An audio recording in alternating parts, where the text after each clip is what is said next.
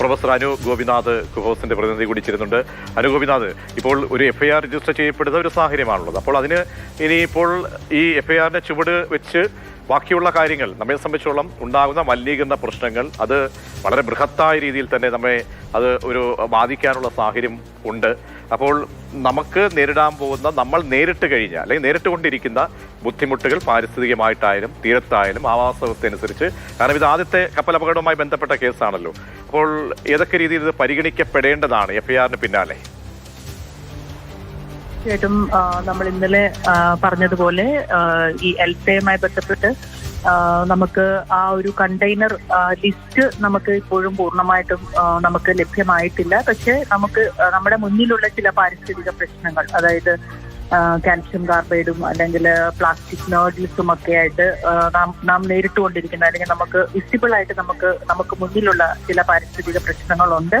അപ്പൊ അതുമായി ബന്ധപ്പെട്ട് ഞാൻ ഇന്നലെ തന്നെ പറഞ്ഞു കഴിഞ്ഞു, നമ്മളുടെ യൂണിവേഴ്സിറ്റികളും സ്ഥാപനങ്ങളും എന്ത് ചെയ്തു എന്നുള്ള ഒരു ചോദ്യവും കൂടി പല ആളുകൾ ഉന്നയിക്കുകയുണ്ടായി.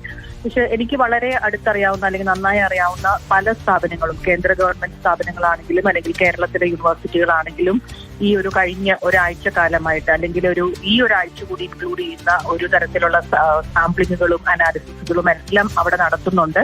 തീർച്ചയായിട്ടും FIRനെ സപ്പോർട്ട് ചെയ്യുന്ന തരത്തിൽ പാരിസ്ഥിതികമായ പ്രശ്നങ്ങൾ എന്തൊക്കെ ഉണ്ടായിട്ടുണ്ട്, എന്തൊക്കെ ഹാനികരമായ വസ്തുക്കളാണ് നമുക്ക് ഈ എൽസയുമായി ബന്ധപ്പെട്ട് കൊച്ചി മുതൽ കുളച്ചൽ വരെ അല്ലെങ്കിൽ കൊച്ചി മുതൽ തിരുവനന്തപുരം വരെയുള്ള ആ ഒരു തീരപ്രദേശത്ത് നമുക്ക് കണ്ടെത്താനായത് എന്നുള്ളത് ഈ ഏജൻസികൾ സമർപ്പിക്കുന്ന റിപ്പോർട്ട്, ഇത് ഒരു ഏജൻസിയുടെ അല്ലെങ്കിൽ ഒരു യൂണിവേഴ്സിറ്റിയുടെ മാത്രം റിപ്പോർട്ട് ആയിരിക്കില്ല. അതുകൂടി ഞാൻ ഇവിടെ പറയാൻ ആഗ്രഹിക്കുകയാണ്. പല പഠന സ്ഥാപനങ്ങൾ നടത്തുന്നതുമായ റിപ്പോർട്ട് തീർച്ചയായിട്ടും കൂടി ഒരു റിപ്പോർട്ട് ഈ മാസം അവസാനത്തോടുകൂടി നൽകുമെന്നാണ് തോന്നുന്നത് അല്ലേ? കൊടുക്കും. പക്ഷെ എനിക്ക് തോന്നുന്നു കുഫോസിനേക്കാൾ കൂടുതലായിട്ട് വളരെ എക്സ്റ്റെൻസീവായിട്ട് സാമ്പിളിംഗ് ചെയ്ത central marine living resources agency ഉണ്ട്, CMLRE കൊച്ചി. ഒരുപക്ഷെ ഏകദേശം 30ഓളം സ്റ്റേഷനുകളോളം അവർ പഠിച്ചിട്ടുണ്ട് എന്ന് തന്നെയാണ് ഞാൻ മനസ്സിലാക്കുന്നത്. അവരുടെ സാമ്പിളിംഗ് ഇന്നോ നാളെയോ ആയിട്ട് അവസാനിക്കുകയാണ്. അപ്പൊ അത് കുറച്ചുകൂടി ഒരു വിശാലമായ ഒരു റിപ്പോർട്ടായിരിക്കും. തീർച്ചയായിട്ടും കുഫോസിന്റെ ഒരു റിപ്പോർട്ടുണ്ട്, ഞാൻ മനസ്സിലാക്കിയതനുസരിച്ചിട്ട് കേരള യൂണിവേഴ്സിറ്റിയുടെ ഒരു റിപ്പോർട്ടുണ്ട്, ഇൻകോയ്സിന്റെ ഒരു റിപ്പോർട്ടുണ്ട്, NIO കൊച്ചിയുടെ ഒരു റിപ്പോർട്ടും പുറത്തു വരാനുണ്ട്.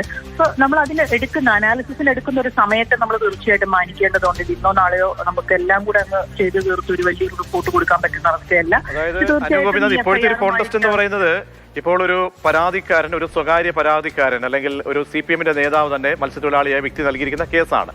സംസ്ഥാന സർക്കാരിനെ സംബന്ധിച്ചിടത്തോളം സംസ്ഥാന സർക്കാർ ഇതിൽ കേസ് എടുക്കേണ്ടതില്ല എന്ന് ഒരു പ്രതികരണമായിട്ട് ഇപ്പോൾ നമ്മുടെ പൊതുസമൂഹത്തിന്റെ മുൻപിൽ ഉണ്ട് തുറമുഖ വകുപ്പ് മന്ത്രിയുടേതായിട്ട്. അപ്പോൾ ഇതിലിനി നിയമവശങ്ങളൊക്കെ മുന്നോട്ട് പോകണം. അപ്പോൾ ആ FIRന്റെ ചുവട് പറ്റി നമ്മുടെ ആശങ്കകൾ, പ്രധാനപ്പെട്ട നമ്മുടെ ആശങ്കകൾ, നമുക്കുണ്ടാകാൻ പോകുന്ന നഷ്ടങ്ങൾ, ദീർഘകാലത്തിൽ ഉണ്ടാകാൻ പോകുന്ന വെല്ലുവിളികൾ, അതൊക്കെ സംബന്ധിച്ചോളം ഈ കമ്പനിയിൽ നിന്നും ഈടാക്കുക, കമ്പനി ഒരു ഉത്തരവാദിയായി വരിക, അതായിരുന്നു പ്രധാനപ്പെട്ട കാര്യം. അതിനിപ്പോൾ വഴി തെളിയുകയാണ്. അവിടെ ഈ പറയുന്ന അതിനുശേഷം ഈ FIR ഒക്കെ രജിസ്റ്റർ ചെയ്തതിന് ശേഷം ഉണ്ടാകുന്ന നിയമപരമായ നടപടികളിൽ ചൂണ്ടിക്കാണിക്കാൻ വിധത്തിൽ വളരെ ഓതന്റിക് ആയിട്ടുള്ള റിപ്പോർട്ടുകൾ കൂടി ഗുണകരമാകും എന്ന സ്ഥിതി വരുമല്ലേ? തീർച്ചയായിട്ടും ഗുണകരമാകും. കാരണം തീർച്ചയായിട്ടും എനിക്ക് ഉറപ്പുണ്ട് നമ്മൾ ഈ പറയുന്ന ഇതിനെല്ലാം തന്നെ ശേഷിയുള്ള അല്ലെങ്കിൽ ഇതുമായി ബന്ധപ്പെട്ട് തീർത്തും വിവിധ മേഖലകളിൽ വൈദഗ്ധ്യമുള്ള പഠന ഏജൻസികൾ തന്നെയാണ് ഇപ്പോൾ ഈ പറയുന്ന സാമ്പിളുകളെല്ലാം എടുത്തിരിക്കുന്നത്. തൽക്കാലത്തേക്ക് നമ്മൾ അവരെ വിശ്വസിക്കണം, അവർക്ക് അതിനുള്ള ഒരു സമയം കൊടുക്കണം, അവരുടെ റിപ്പോർട്ട് വരട്ടെ. എനിക്ക് ഉറപ്പുണ്ട് ഈ FIRന് സപ്പോർട്ടിംഗ് ആയിട്ടുള്ള രീതിയിലുള്ള അല്ലെങ്കിൽ നമ്മുടെ മത്സ്യത്തൊഴിലാളികൾക്ക് തീർച്ചയായിട്ടും നേരത്തെ സംസാരിച്ചിരുന്ന ആൾ സൂചിപ്പിച്ചിരുന്ന പോലെ തന്നെ ഇതൊരു ഇന്റർനാഷണൽ ലോസ് ആൻഡ് അതർ തിങ്സിന്റെ ഒരു ഇഷ്യൂ കൂടി ഉണ്ട്. പക്ഷെ എന്നിരുന്നാലും ഞാൻ വിചാരിക്കുന്നു തീർച്ചയായിട്ടും അവർക്ക് കിട്ടേണ്ടതായിട്ടുള്ള ഒരു നഷ്ടപരിഹാരം കിട്ടുമെന്ന് തന്നെയാണ് ഞാൻ വിചാരിക്കുന്നത്. അനുഗോപിത, ഒരു കാര്യം കൂടി, നമ്മളിപ്പോ 2 ദുരന്തങ്ങളെ ഫേസ് ചെയ്തുകൊണ്ടിരിക്കുകയാണ്. ആദ്യത്തെ ആ ദുരന്തം MSC എൽസ, അത് രണ്ട് കോണ്ടസ്റ്റിലാണ് നമ്മൾ കാണേണ്ടതും. കാരണം ഒന്ന് തീപിടുത്തത്തിലൂടെയും മറ്റൊന്ന് അവിടെ അപകടത്തിൽപ്പെട്ട് താഴുകയും ചെയ്യുന്നു. അപ്പോൾ MSC എൽസ വരുത്തിയിരിക്കുന്ന എത്രത്തോളം ഗുരുതരമായ സാഹചര്യങ്ങൾ ഉണ്ടായിട്ടുണ്ട്? MSC എൽസയുടെ ഗുരുതരമായ സാഹചര്യം എന്ന് പറയുന്നത്, അപ്പൊ ഞാൻ ഇന്നലെ അത് പറഞ്ഞപ്പോൾ തന്നെ അതിനകത്തൊരു ചെറിയൊരു കോൺട്രവേഴ്സി വന്നിരുന്നു. MSC എൽസയും ഇന്നലത്തെ ദുരന്തവും രണ്ട് ഇതിലാണ് നമ്മൾ കാണേണ്ടത്. കാരണം MSC എൽസ എന്ന് പറയുന്ന കപ്പലിന് തീ പിടിച്ചിട്ടില്ല. ആ കപ്പല് നമ്മൾ സത്യം പറഞ്ഞാൽ അതിനകത്തുള്ള ഓയിൽ ചോർച്ച തടയുന്നതിനായിട്ടും ആ കണ്ടെയ്നറുകൾ തിരിച്ചു പിടിക്കുന്നതിനായിട്ടും ആ കണ്ടെയ്നറുകൾ ഇനി എത്രത്തോളം എവിടെയെല്ലാം അടിഞ്ഞു കൂടിയിട്ടുണ്ട് എന്നുള്ളത് നമുക്ക് കണ്ടെത്തുന്നതിനുമായിട്ടും ഉള്ള ഒരു സാഹചര്യം അവിടെ നിലനിൽക്കുന്നുണ്ട്. കാരണം മറ്റു ദുരന്തങ്ങളൊന്നും ആ കപ്പലിനെ ബാധിച്ചിട്ടില്ല. പക്ഷെ അതല്ല ഇന്നലെ തീ പിടിച്ചിരിക്കുന്ന കപ്പലിന്റെ ഒരു അവസ്ഥ എന്ന് പറയുന്നത്. നമുക്കിപ്പോഴും ആ കപ്പലിന്റെ അടുത്തേക്ക് നമുക്ക് പൂർണ്ണമായിട്ടും എത്താൻ പറ്റിയിട്ടില്ല. അതിന്റെ കണ്ടെയ്നറുകളും അതിന്റെ അവശിഷ്ടങ്ങൾ എവിടെയെല്ലാം അടിഞ്ഞു കൂടിയാണ്, അല്ലെങ്കിൽ അതൊരു തീരത്തേക്ക് കപ്പൽ അടുപ്പിച്ചുകൊണ്ട് ആ കണ്ടെയ്നറുകൾ നമുക്ക് കംപ്ലീറ്റ് ആയിട്ട് തിരിച്ചു പിടിക്കാൻ പറ്റുമോ എന്നുള്ളതെല്ലാം തന്നെ ഞാൻ മനസ്സിലാക്കിയത് ഷിപ്പിംഗ് മേഖലയിൽ വൈദഗ്ധ്യമുള്ള ആളുകളുടേതായിട്ട് വന്ന റിപ്പോർട്ടുകൾ വായിച്ചതിൽ കൂടിയും ഞാൻ മനസ്സിലാക്കിയത് അത് കുറച്ച് കാലതാമസം എടുക്കുന്ന ഒരു വിഷയമാണ്. കാരണം അതിന്റെ സീരിയസ്നെസ് കുറച്ചുകൂടി കൂടുതലാണ് എൽസിയുമായി കമ്പയർ ചെയ്യുമ്പോൾ. ഞാൻ ഒരു ദുരന്തത്തിൽ ലഘൂകരിച്ച് കാണുകയല്ല, പക്ഷെ നമ്മളുടെ ഒരു കോമൺ സെൻസ് ഉപയോഗിച്ചാൽ തന്നെ നമുക്ക് മനസ്സിലാകും ഒരു തീ പിടിച്ച കപ്പലിൽ അതായത് വളരെയധികം കെമിക്കലുകൾ ഉണ്ട് വിത്ത് നമുക്ക് ആ ഒരു എവിഡൻസോട് കൂടി ആ കെമിക്കൽ ലിസ്റ്റ് തന്നെ നമ്മളുടെ മുമ്പിലുണ്ട്. അപ്പൊ അതിന്റെ ഒരു ദുരന്തത്തിന്റെ ഗ്രാവിറ്റി നമുക്ക് ആ ലിസ്റ്റ് ഒന്ന് വായിച്ചു നോക്കിയാൽ തന്നെ നമുക്ക് മനസ്സിലാകും. പക്ഷെ ഞാൻ മനസ്സിലാക്കുന്ന എൽസിയിൽ അത്രയധികം തീ പിടിക്കുന്നതായി ബന്ധപ്പെട്ട വസ്തുക്കളില്ല. ഏറ്റവും അധികം അതിനകത്ത് നമ്മൾ ഹാംഫുൾ ആയിട്ട് കണ്ട ഒന്ന് കാൽഷ്യം കാർബൈഡ് ആയിരുന്നു. അത് ഞാൻ ഇന്നലെ തന്നെ അതുമായിട്ട് ബന്ധപ്പെട്ട ആ ക്വസ്റ്റ്യൻ ഞാൻ ആൻസർ പറഞ്ഞിരുന്നു. പോളിപ്രോപ്പിലിനും ഉണ്ട്. ആ നേഡിൽസ് ഞാൻ മനസ്സിലാക്കിയത് NGOസും മറ്റു പല ഏജൻസികളും അടക്കം തീരത്തടിഞ്ഞു കൂടി ആ നേഡിൽസ് എത്രത്തോളം മാറ്റാമോ അത്രത്തോളം മാറ്റിയിട്ടുണ്ട്. പക്ഷെ എന്നിരുന്നാലും കടലിൽ എത്ര അടിഞ്ഞു കൂടി എന്നുള്ളത് നമുക്ക് അറിയില്ല. അതിനെക്കുറിച്ച് തീർച്ചയായിട്ടും നമ്മൾ പഠിക്കേണ്ടതുണ്ട്.